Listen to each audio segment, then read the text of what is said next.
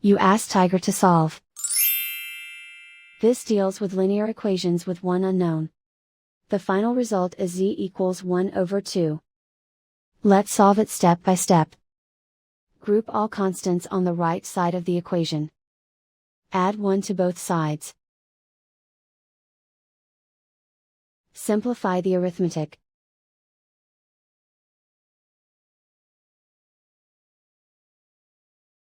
Isolate the z.